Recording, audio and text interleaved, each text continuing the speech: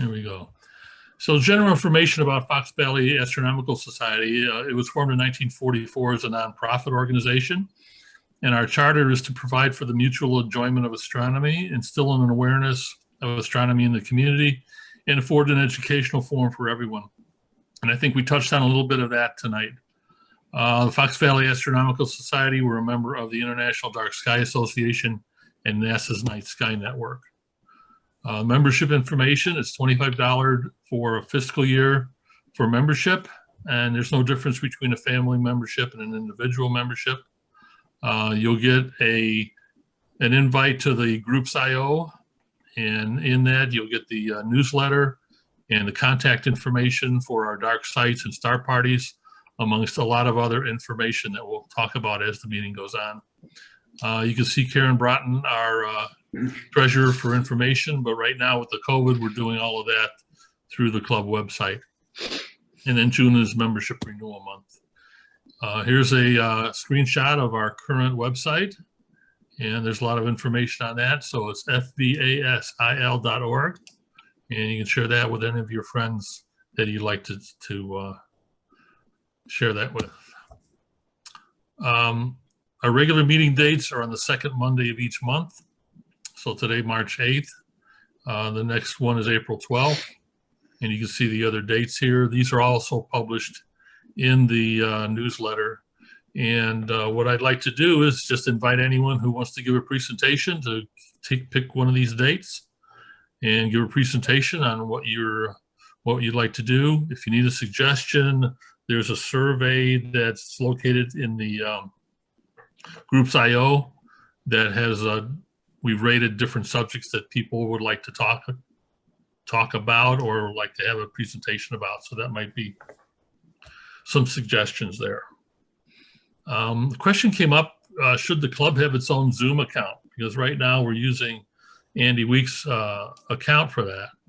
So that's something either we could talk about tonight or shelve it and just keep it for an idea. Andy, what's your feeling on how we're using your account for this? Basically, it's the club, and I have like a family meeting once every 6 months. So it's basically the club's account. Okay. Yeah. So I don't have a problem, continuing on as it is. Okay. Proposed public star party dates for 2021, of course, are tied to COVID. So we're not going to have one March 20th.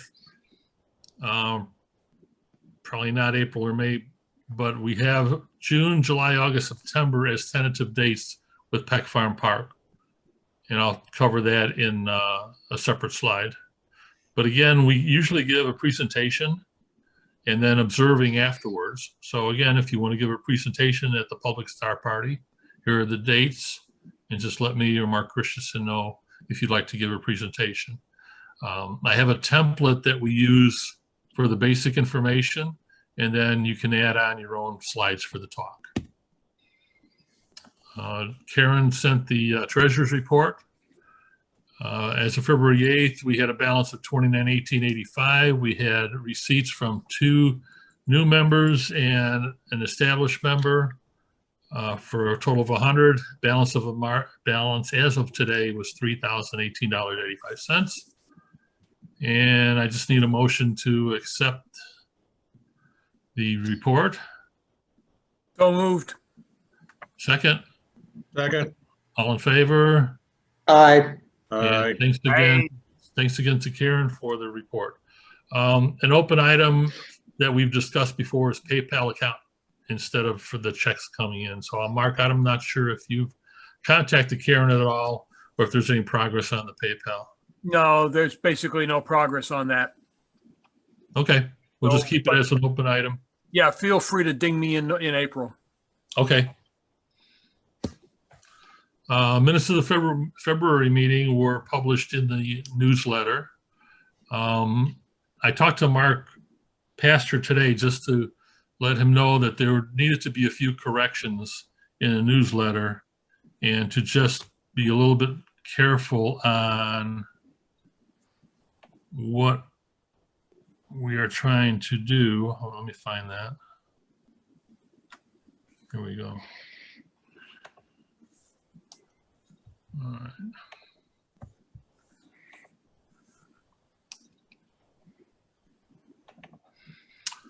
So I asked him, how he put the document together, and what I do is I send him and Andy a PDF of today's meeting agenda, and so I just asked him to be a little bit careful. Like in here, like this is an old thing here, and here it says January and February moon phases. So if anyone, Andy, if you or Mark take a look at that and see any corrections,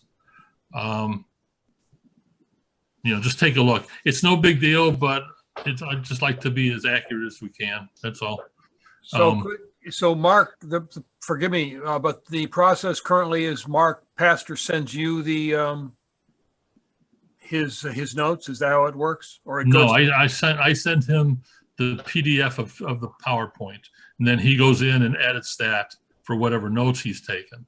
And then how does it end up in the newsletter? Then he sends that to Andy. Okay. So Andy, if you could also copy Mark Wagner and myself.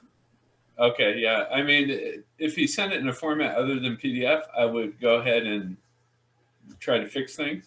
But so what is the reason he's sending it to you? He's sending it to you in a non-editable format. That's the problem. That's the problem. Why don't you ask him to send it to you as plain text? Okay. It's a little more work for you, I realize. You have to format it then, but. Yeah, because some of the other things that come up in the newsletter, like this is all part of the presentation. I just want to make sure like the credits on the images are correct, that doesn't get mixed up, Yeah. And so just to look at it a little bit more accurate. So, okay, well, I'll talk to him a little bit about that as well.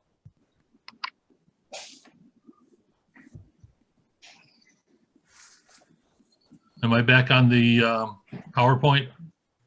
Not yet. 9. You're on your PDF. Okay. I think I have to do the stop share and then share screen again. Yeah. There we go.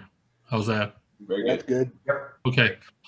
So the minutes of the February meeting, with a few corrections to be made, are they acceptable? Just need a motion and a second for that.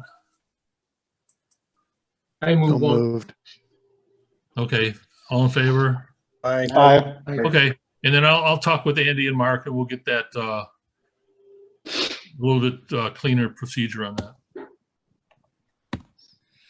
So now we'll go through the updates for the different functional leaders and also talk about, for the newer members and potential members, some of the details on here. So Mark Christensen, can you talk about the Groups IO a little bit?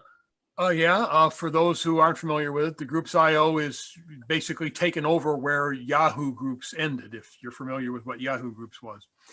Yahoo Groups, it didn't go to the Google graveyard, it went to the Yahoo graveyard. So basically, we migrated all of our content over to Groups IO. Various people, Andy, Greg, Bob Butwell, and myself did that migration. And then we use that as our mechanism for communication and distribution of information within the club members only. Things that are public go up on Facebook by and large. In some cases, they could go to the website, but in general, we're keeping that pretty static. So the dynamic content to the public is on Facebook. Groups IO is the club member only information. It is important that when you sign up for it or afterwards, that you make sure you are set up for individual emails, not for daily digest.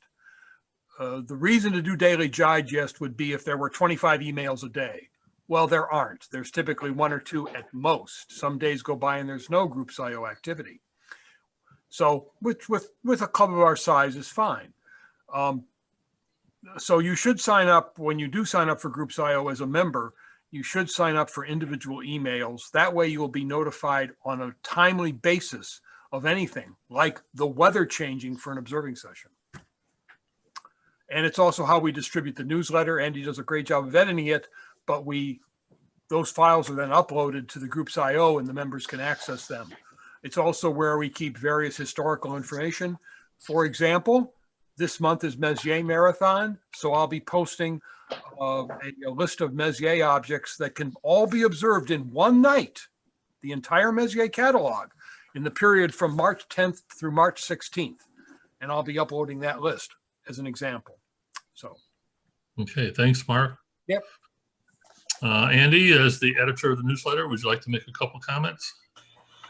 Yeah, I mean, we're always looking for any sort of content. It doesn't have to be spectacularly written or anything, but if you've done like even went out for 10 minutes and did an observing of anything, and you just want to send like a couple sentences, send it along to me. Or, of course, images that you've taken, we'll put those in the newsletter. So, yeah. So that's kind of what we do. In the newsletter, we try to do a couple of things in there, especially for people who are learning. So, we'll give you an object, which is sometimes it's very easy, and then sometimes it's intermediate, and how to find it, and that's pretty much it. Okay, thanks, Andy. And then before COVID, we were working on a possible public access TV, so that's been in neutral for a long time. And then Pete has worked on a book list, so if we could kind of exchange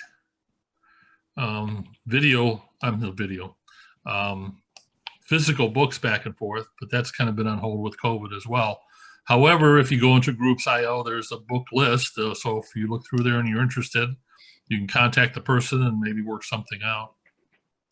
We also have an experience database that we filled out.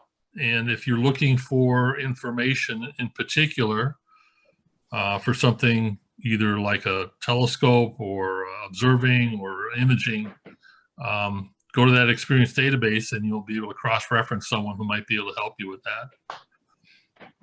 And then, like I mentioned before, we had a survey taken, and if you look at that, that gives you some good ideas of presentations that people would like to see. For Facebook and website, Greg, if you'd like to talk about that a little bit. Sure. As far as Facebook goes, we have approximately 234 likes, and roughly the same number of people are following the web page. So that's our public-facing social media page, and our website is kind of like intended for the public as well. And I guess the one thing that I did want to mention is through Facebook and the website, it is possible to contact the club for general information. I think I heard John say that he tried contacting the club and didn't get an answer. And I'd have to apologize, but I don't really remember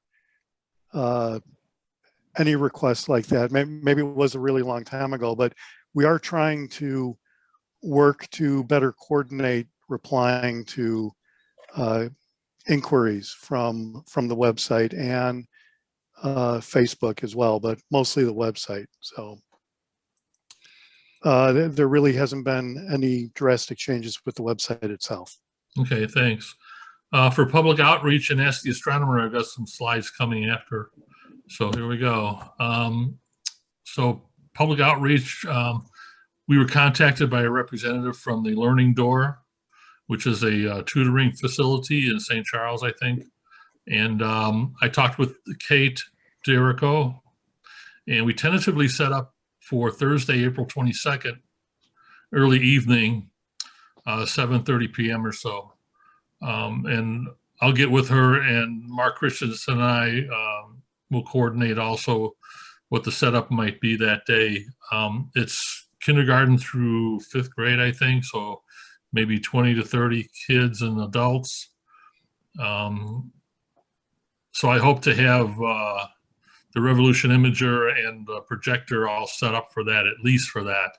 There'll be a gibbous moon that'll be visible, so at least if it's anything, if nothing else, we'll be able to show them the moon, and Mars will be up. And so there's more information to come for that. And then Al, you had some additional information about the Boy Scouts. Yeah, absolutely. Yeah, and that And hey Al, if you need to, I can pull up the PDF application whenever you need to. Gotcha. Yeah, maybe, and we'll see as we go over it, but we had talked last meeting about the Three Fires Council, which is the scouting organization, and in that PDF there is a map, and then maybe one of the pages will pull up in a minute or two here, Mark, just to show the area, but they cover a big chunk of the west and northwest suburbs, to sum it up. Historically, as you know, we have been involved on a informally scheduled basis with scout groups. That just simply means they contact us as they contact us, and we help them out to earn their merit badges in astronomy, which has involved us going, we did 2 of them, I think, in the past 2 years, one in Geneva, one in St. Charles, West Chicago border, at schools with the scouts, both observing and both Mark Christensen, Mark Wagner did some educational material for them, and have invited them to a public star parties. The reason we have this packet, which is the approved partner packet, is going forward, they are going to move to an approved partner list. So that's really the substantive change that is prompting this, is their scouting troops are being told, their Cub Scout dens, whatever, that they need to use organizations that are in this approved partnership program. So it is something, and I'll go over all the highlights that I think that we should look at, and I would recommend us pursuing, but again, we'll need to have a conversation about it. Once that's done, we then become an approved partner for the Three Fires Council, which is again that big chunk of scouting troops, and this probably, and in fact most likely, would increase the amount of times that we are contacted to help scouts out and just increase our activity with them in general. So it's really actually kind of a good opportunity to have even more activity with scouting troops. You can certainly invite people to our public star parties at any point in time, but these are specifically arranged ones just for scouts in conjunction with their merit badges. What you're looking at with this program is very specifically, there's an approval form that they put out. So there is an approval process. And I put the bullet points on there. The highlight is we have to basically state who we are, what our purpose is, so the specific area that we're going to be offering to them, that we can help educate and work with the scouts on. The actual individual names of the people that will be involved with that. And if you do have, Mark, if you can bring up the PDF as a summary page that is good for that. And it is page, hang on. First, if you want to bring up page 4, that's the map. We'll just take a real quick look at that.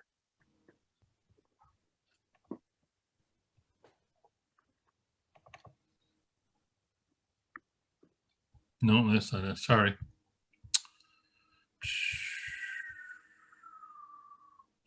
Stop.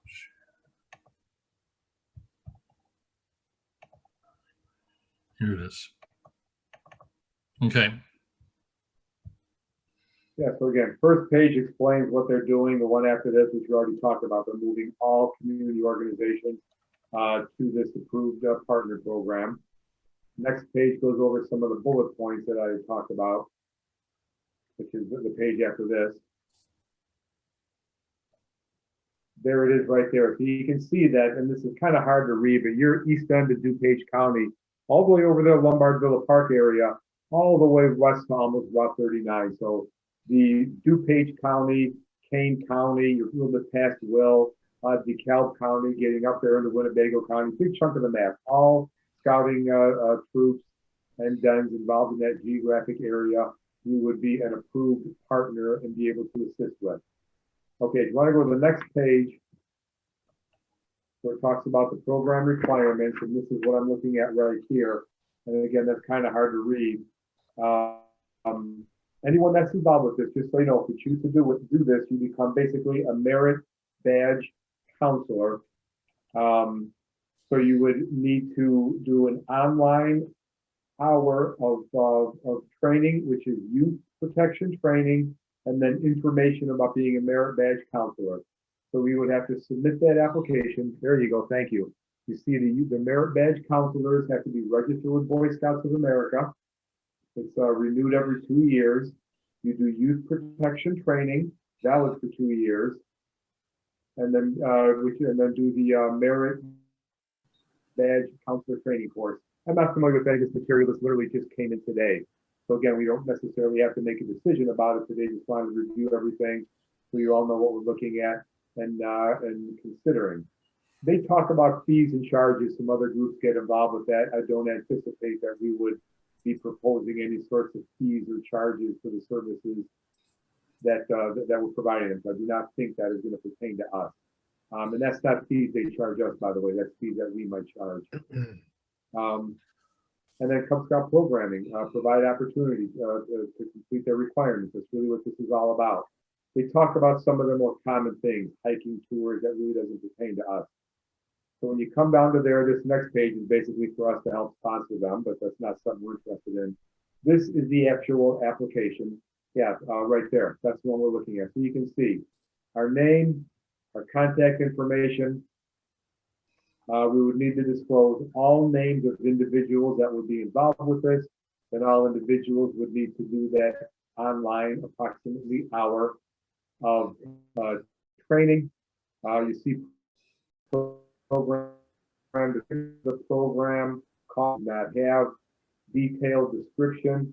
Again, who and what we provide. We can give them information right there, the description of our program. We would apply to both Cub Scouts and Boy Scouts. Names of adults involved in that, so we would have to provide them names of anyone that would want to be going to any of our programs. And then we submitted it for approval. To become a counselor, this is the main stuff. We have to do the application. Application has to be approved. There would be a background check that they would perform for each individual that would want to be involved in scouting programs. And then you'd have to do that online training to be certified. That's really the bulk of the program. And then the last page is simply their that's their COVID-19 information. Okay, so if I understand it right, that if someone from our club would like to do this, not associated with our club, they could do that, right? In other words, we don't have to apply as Mark Wagner from Fox Valley. I could just do it on my own. Is that a possibility, or is it is anyone that's doing this will be through Fox Valley Astronomical Society? I would understand it as through Fox Valley Astronomical Society and this application. I think if an individual did that, then that individual would have to be registered, and we would need to clarify that with them. So right. So I guess my point is, let's say as a club we decide not to do this. But somebody or two or three people in our club will say, okay, yeah, I'd like to do that. So if you could find that out as well, if it's open to individual that's interested in doing that outside of the association with the club. Got it. Yep. Yeah. And I did not ask them that up front. And you're right. You see organizations, legal name, organizations, tax status. So this application leads me to believe that it's geared just towards organizations, but I can certainly find out if any individual or groups of individuals can do that. Because what I want to make sure is that anyone who is not part of this, that doesn't sign up for this, is somehow connected with any liability with it. See what I'm saying? Because, okay, so let's say something happens and they come after Fox Valley Club, and I don't want to have, non-participants implicated in whatever may be going on. I'm just going like to the nth degree, the wrong direction that it would ever go. Yep. But I know we had this issue with the district up there in Elgin a few years ago in Elgin. So that's all I'm asking. So it just gives us a choice. If somebody wants to do this not associated with the club, then that's a possibility. Gotcha. Yep. I can find that out. There are a couple of questions I already had, which is there a deadline? I don't believe that there is. I think this is the one from this year, but they can welcome anyone to join at any time. So I don't believe that there is a deadline.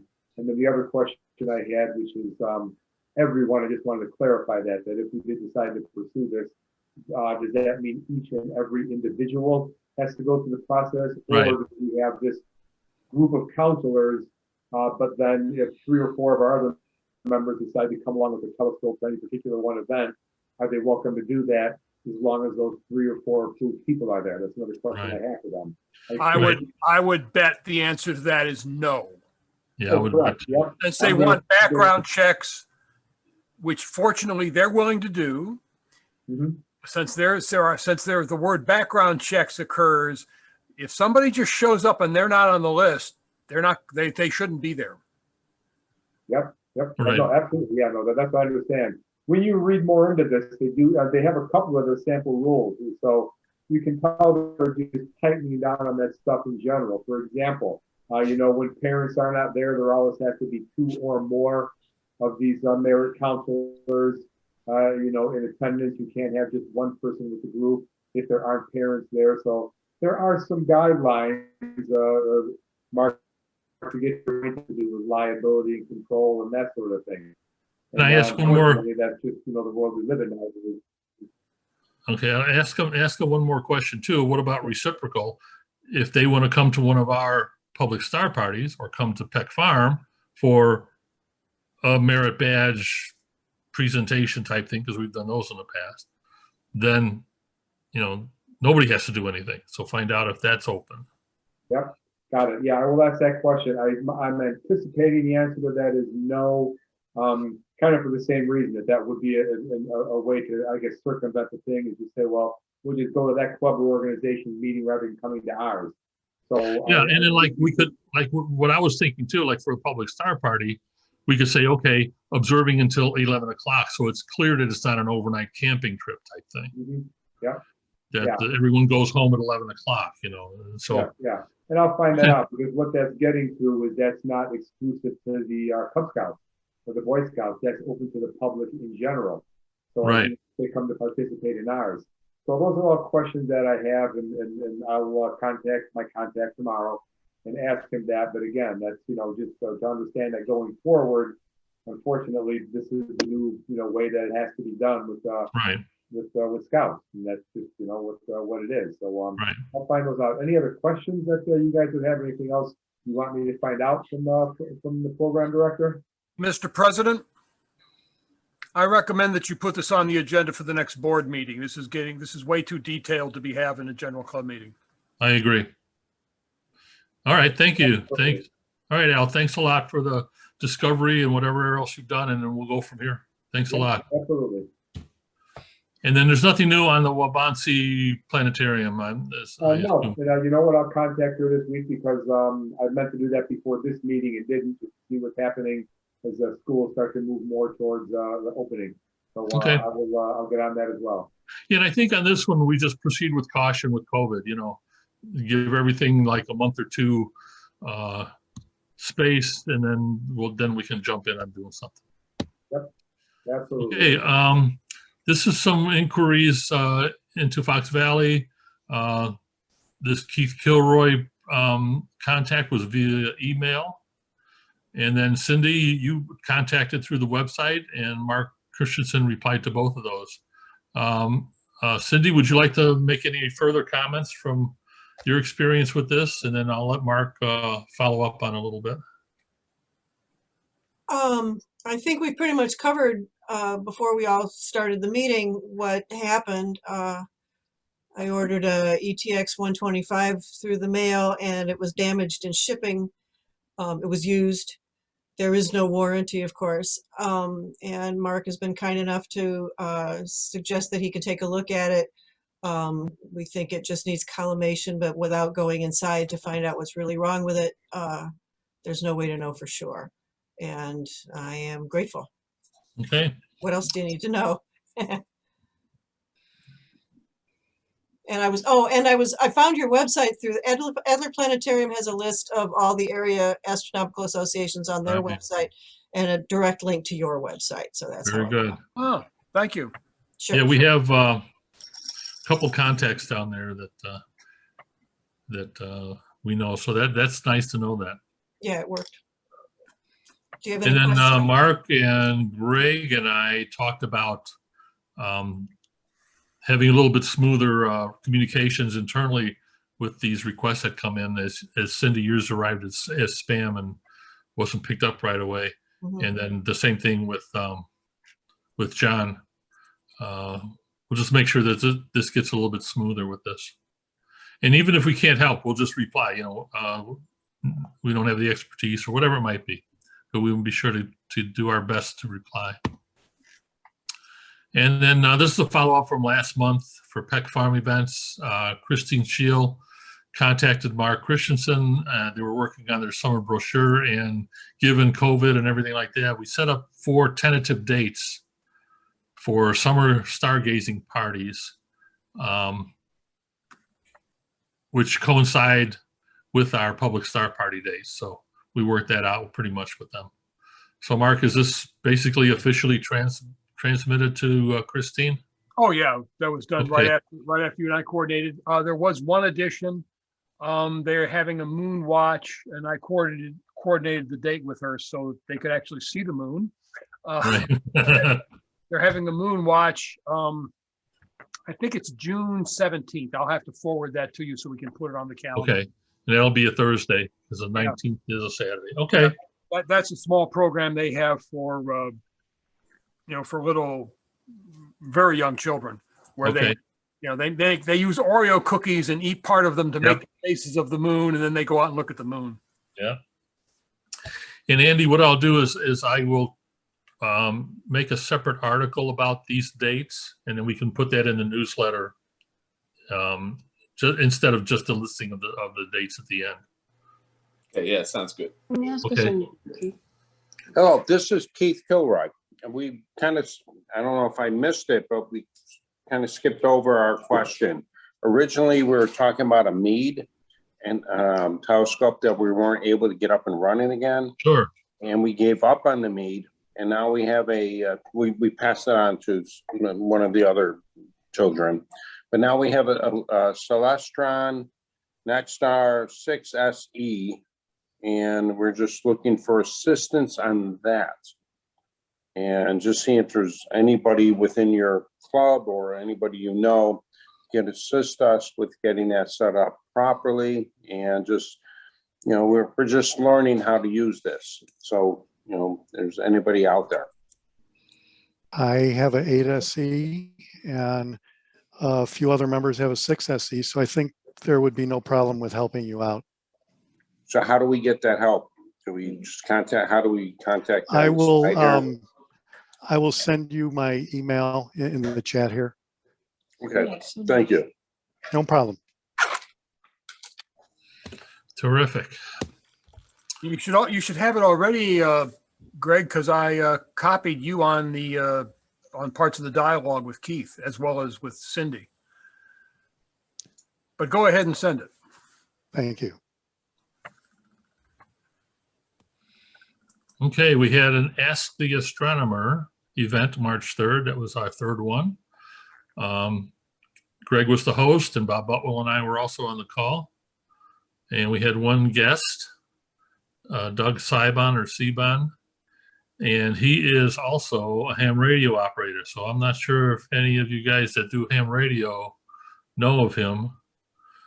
But we talked about binoculars, different astronomy apps, and helped them out a little bit on information for telescope selection. And actually, it was a very good exchange of information all the way around.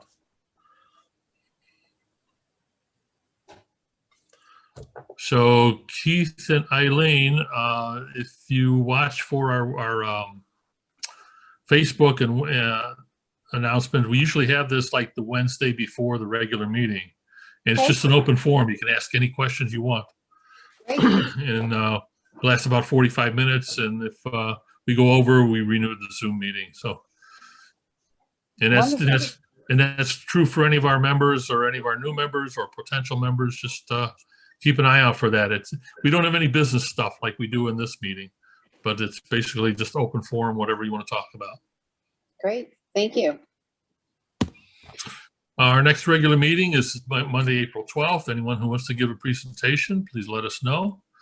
And the next scheduled event is at Peck Farm Park, June 19th, which also may be updated for the June 17th moon watch. Sun, moon, and planets the next couple months. March 13th is new moon. That's Saturday. March 21, first quarter. March 28th, full moon. April 4th, last quarter. And then April 12th, the meeting date, new moon. Mercury is in the morning sky in early March. Venus is not visible until mid-April.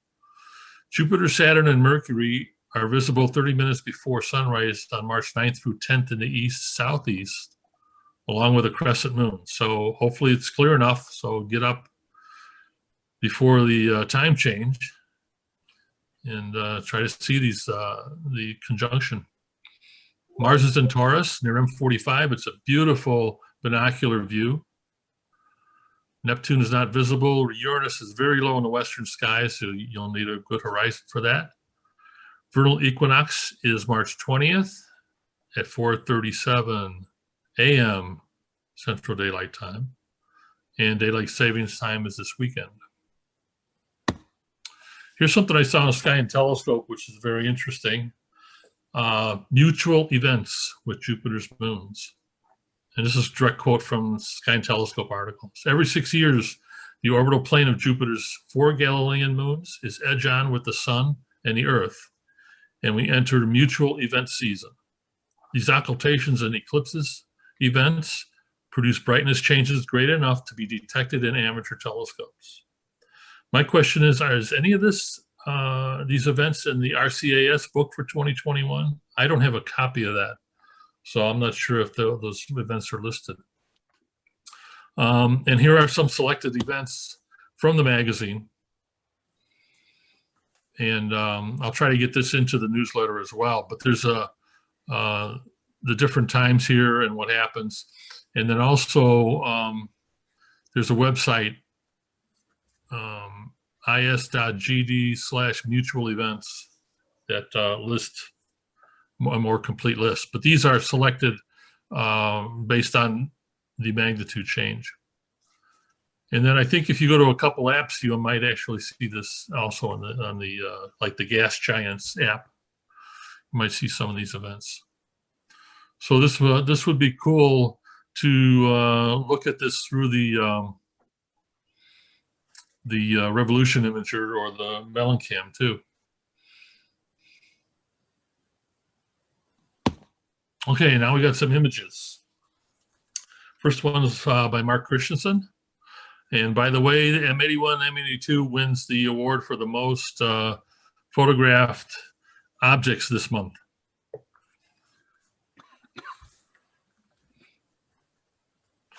So this is M81, M82, and then NGC 3077, which is down here.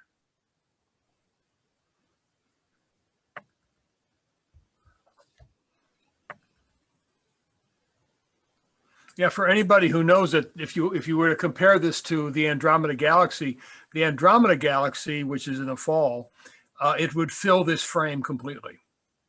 So these galaxies are much, much further away than Andromeda is, even though they're fairly bright as galaxies go. Okay, next up is Herman.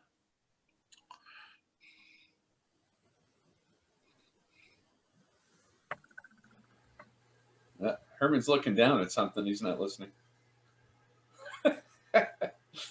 And you're muted.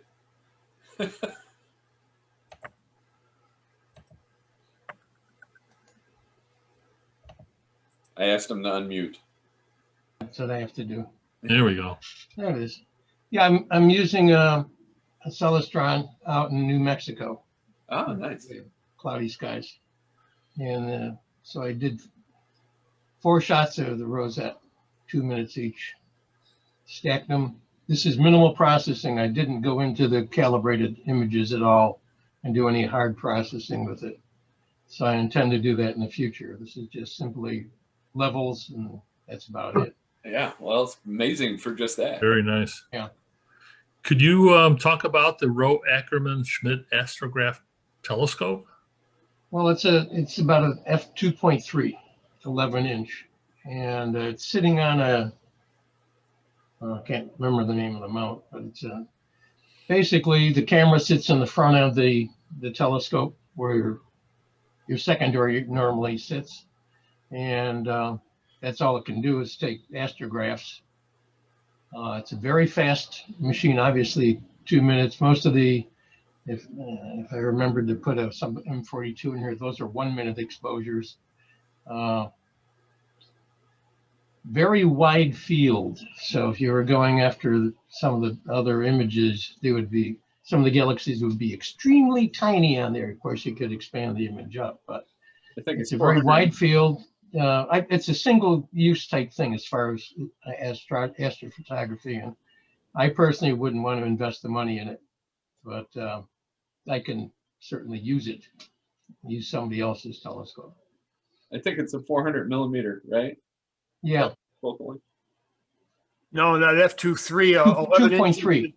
Yeah, Yeah. 11 inches is what? Oh yeah, that's right. Yeah. Yeah, it's like 270 millimeters. Yeah. So it's Right. it's about 500, 600 millimeters. But extremely wide angle. Yeah. Very fast. But the light This is gathering, why nobody builds Schmidt cameras anymore, which were all the rage decades ago. but the light gathering power of an 11-inch is tremendous. Yeah. And this is a very dark sky. Yeah. It's out in the middle of New Mexico, so you don't have any light pollution. Which facility is it? I'm getting this through the iTelescope organization, and No, they changed the name of the observing site out there. Now they just call it New Mexico. Oh, so they don't tell you where it is? It used to be Mayfield or something like that. No, okay. Because there's a big star party out in Socorro every year. No, it's not there. It's nowhere in Socorro. And this is getting 97 and MO8, 15 minutes. And again, very minimal processing. When I get at the calibrated frames, I'll go after it a little more detail. 81, of course. I'm still gathering data on this one. Just took another 4 frames last night, and so I'll see what I can do. And it's a simple M42. 5 minutes. This is amazing. this is a 1 minute. This is a 1 minute exposure on that telescope. So 5 minutes is 5 exposures. That's crazy. None of the images go over 2 minutes, so you just have to go in and stack them. Oh, you'd probably overwhelm the sensor if you went longer at f2. Yeah. Particularly for M42, he's really bright. And these are one-shot color, by the way. This is a one-shot color camera on the back end of this. So. Very nice. Thanks, Herman. Mhm. And Walter? Nice. Yep. I took that one, I believe, Friday night from my backyard. Saturday, that's why I got so many frames. It was something that I was able to do over multiple nights. I also used a one-shot color camera. I set it to 125 gain.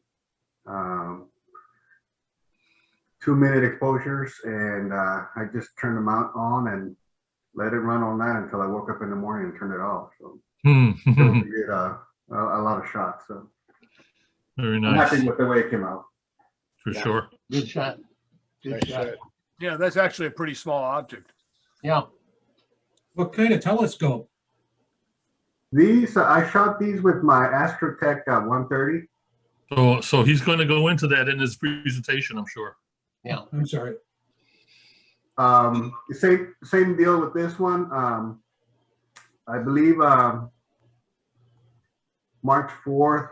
What was that? Friday also. This past week has been the best week that, at least in my location, for imaging.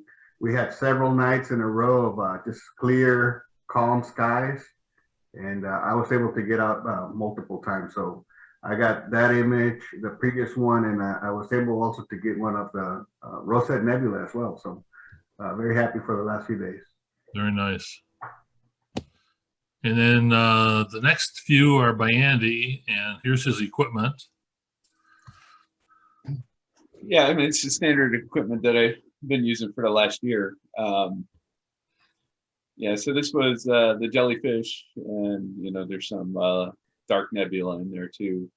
I really wanted to add more data to this, but it's gotten to the point where I can't get it in my backyard anymore. But it's a couple hours worth of accumulation time with L-enhanced filter. This is, you know, 3 of the galaxies in Leo, 96, 95, and NGC, plus some other guys in there too. So another couple hours on those.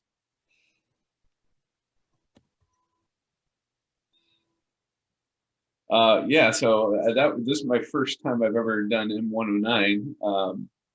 And the little guy over to the left is a UGC galaxy. Yeah, yeah. The one down there. There's a few more in there too. Yeah, so that one that took a lot more time to get some detail out of it, at least for me. So a little over 4 hours.